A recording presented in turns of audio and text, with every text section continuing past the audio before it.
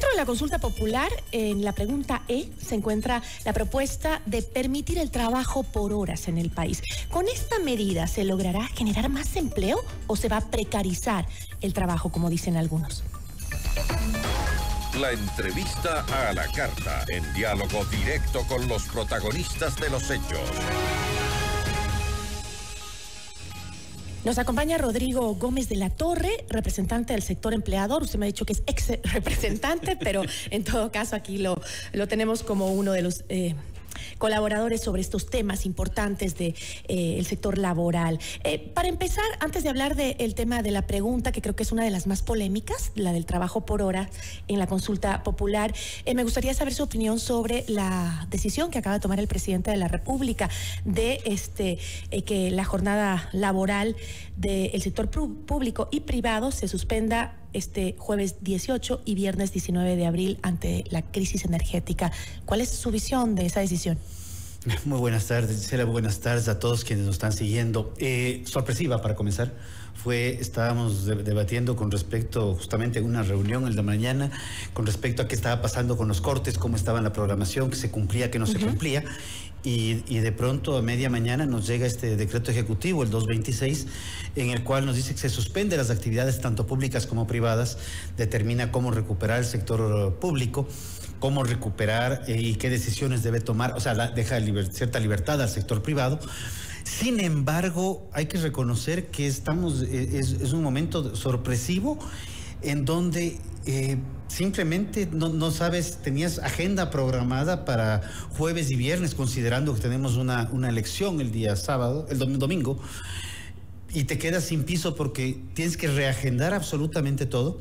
No hay certezas en este momento de cuál va a ser la situación de disponibilidad de energía eléctrica, inclusive para tomar otro tipo de definiciones. Y el otro aspecto es que el sector privado tiene que pagar estos días sin generar recursos. Entonces, no es tan sencillo simplemente suspender actividades laborales. Si es que había problemas a nivel de la situación energética, lo cual estamos evidenciando que es mucho más profundo de lo que se creía, y creo que la entrevista anterior con Fernando Benalcázar se ampliaron temas y que evidencia claramente algo, y me meto en donde no me han preguntado, pero evidencia la necesidad de liberar la generación eléctrica del sector público. El estatismo público en la generación eléctrica es parte de los problemas que tenemos, porque se maneja a través de monopolios, sindicatos, CNLs, y tenemos ahorita 22 funcionarios sindicados. O sea, por favor, démonos cuenta que la ley Cero Apagones tiene que revisarse urgentemente, orientada a liberar la generación de energía eléctrica al sector privado y poder acordar con el público cómo proveer de energía. Ahora, el tema que estamos viviendo en este momento de los racionamientos de energía eléctrica afectan a todos, desde la señora que tiene una tiendita hasta la gran empresa o la industria de cualquier sector del país, ¿no? Desde la economía más pequeña hasta la más grande nos va a afectar. El sector empresarial, ¿cómo cuánto cree que podría perder en estos momentos? Yo he estado más bien el día complicado en otro tipo de cosas, pero hay estadísticas y estimaciones, inclusive la Cámara de Comercio las tiene, de cuánto se pierde por hora paralizada. Lo conversábamos y se lo habló justamente cuando el presidente Noboa asume. Estábamos en un momento en el cual hubieron apagones, recordémoslo así. Ahorita también hay una coyuntura compleja porque hay unas triples lecturas, que si esto tiene que ver con sabotaje per se, también hay factores tecnológicos, climáticos que están incidiendo en esto. Corrupción, como lo dijo. Definitivamente. Pero ya se lo sabía desde el año pasado. Exacto, no hay, en estos aspectos, tanto el tema de un potencial sabotaje por funcionarios el o tema por climático sindicatos. También. El tema climático se lo sabía, el tema corrupción se lo sabía, y qué bueno que la fiscal siga sacando y siga evidenciando el tema. Pero lo que estamos viendo es que necesitamos ver qué vamos a hacer mañana, porque y mañana no hablo de jueves, hablo de en el corto plazo, porque si bien le escuchaba a René Ortiz hoy en la mañana, liberar la importación de generadores de manera urgente, poniendo aviones logísticos, podemos hablar, pero todo esto va a tomar lo que menos toma es esto. ¿Qué ha pasado con las inversiones que ya se iniciaron en el gobierno de Lasso para la recuperación del parque termoeléctrico? Porque eso no está operando, que ya lo conocía el presidente Noboa cuando asumió funciones. Lo que decía Fernando Benalcázar, nuestro anterior entrevistado, pues que parece que en el Ministerio de Energía se decidió parar esos procesos que estaban del gobierno anterior. Ese es un tema que yo creo que... Bueno, por el amor de Dios, políticas de Estado, las políticas de Estado son supragubernamentales, es irrelevante en una política de Estado quién sea el presidente, quién sea el ministro, quién sea el viceministro. ¿Quién viene antes o quién viene después? Pero Rodrigo, ahora justamente el tema del empleo es súper importante en lo que estamos viviendo. También esta crisis que podría afectar al sector empresarial va a resultar en despidos, en posibles personas, más gente que se quede en el desempleo. Y justamente ese es uno de los temas que ha generado mayor expectativa dentro de...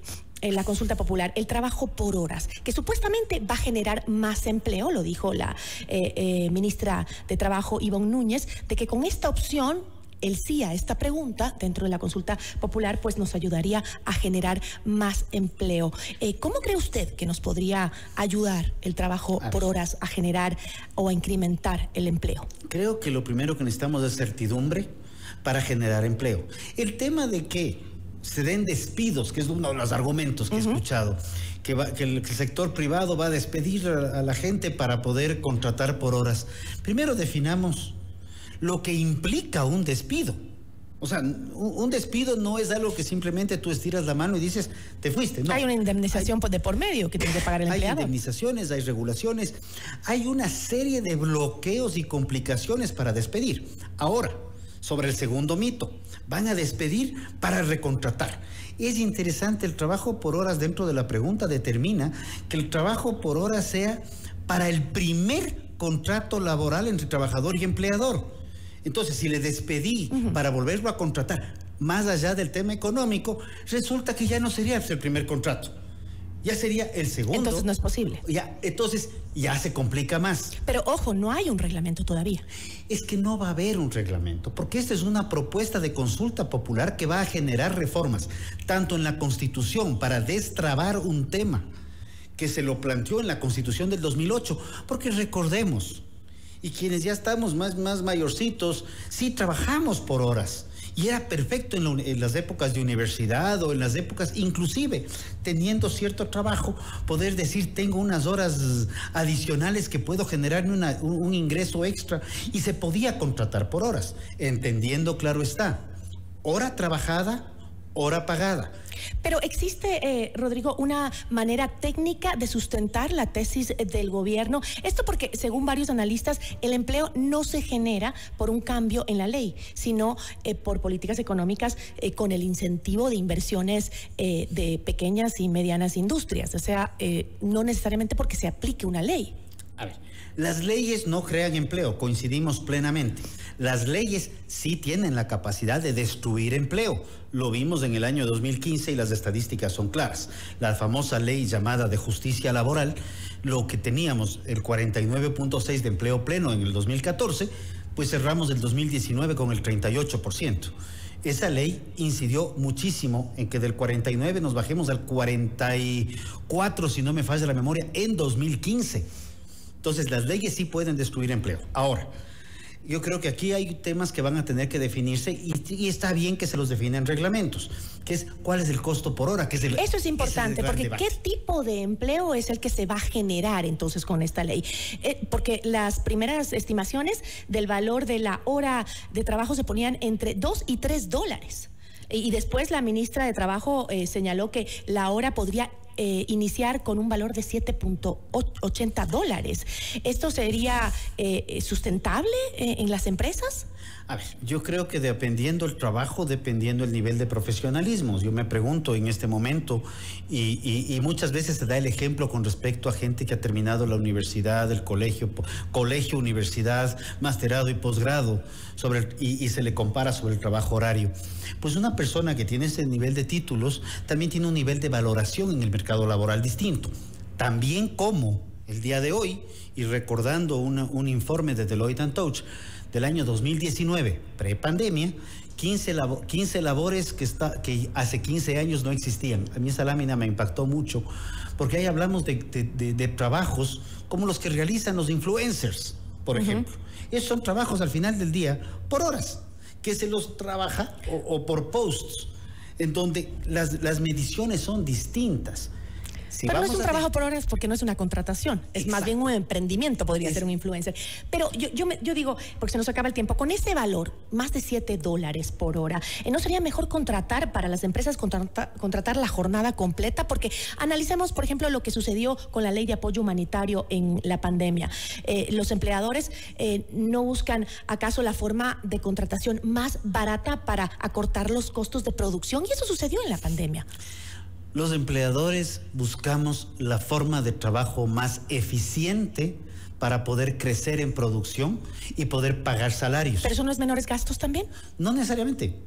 Porque si usted tiene, y el ejemplo justamente que había planteado hoy en la mañana, si usted tiene 2 albañiles, el uno ubica en la construcción, pues doy ejemplos aleatorios, 40 ladrillos diarios, o 40 ladrillos por hora, y otro trabaja y es eficiente con 10 ladrillos por hora, usted con gusto le paga mucho más al que aplica 40 ladrillos por hora que al que trabaja con 10.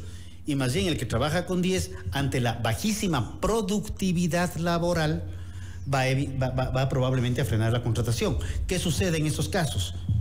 El de 10 ladrillos probablemente buscará ser más eficiente en el tiempo. Pero no, esta consulta, enfocándonos en la consulta, en la pregunta, ¿no deja la puerta abierta para que el Ministerio de Trabajo aplique la normativa que quiera? Esto porque dentro de la consulta, como decíamos, se plantea el reglamento que deberá seguir el tipo de contratación. Ya. Por lo tanto, la ciudadanía estaría un poco firmando un cheque en blanco. No hay tal cheque en blanco. En la contratación por horas. No hay tal cheque en blanco. ¿Por qué? Porque un acuerdo ministerial tiene que estar vinculado a decretos ejecutivos, tiene que estar vinculado a leyes ordinarias, leyes orgánicas, inclusive respetar acuerdos internacionales como los que tenemos suscritos con la OIT, y al igual estar sustentado en la Constitución. No es que puede escribir un cheque en blanco cualquiera. Y la pregunta claramente determina, sin que se desconozcan más o menos las palabras, sin que se pierdan los derechos adquiridos en las leyes. Entonces, por decir, el contrato por hora tiene que incluir el proporcional horario del 13º, del 14º y de todos los beneficios de ley que consideran. El Instituto Ecuatoriano de Seguridad Social tiene que hacer las regulaciones y reformas en sus normativas para que esto se aplique. Y tener en cuenta que a través del contrato por horas sí vamos a generar más empleabilidad para empresas que puedan contratar así, y la gente que quiera contratarse así también lo va a hacer. Como usted lo plantea, se ve muy atractivo, pero sí valen las dudas también, son válidas las dudas de la ciudadanía, sobre todo considerando que el mismo presidente durante la campaña dijo que no iría por el trabajo por horas porque era precarizar el empleo. Entonces, la precarización es el incumplimiento de leyes, y la pregunta es bastante específica. Creo que hoy por hoy, inclusive sobre las normas que teníamos antes de la Constitución del 2008, la tecnología nos permite tener un sinnúmero adicional de controles y regulaciones y protecciones para el trabajador.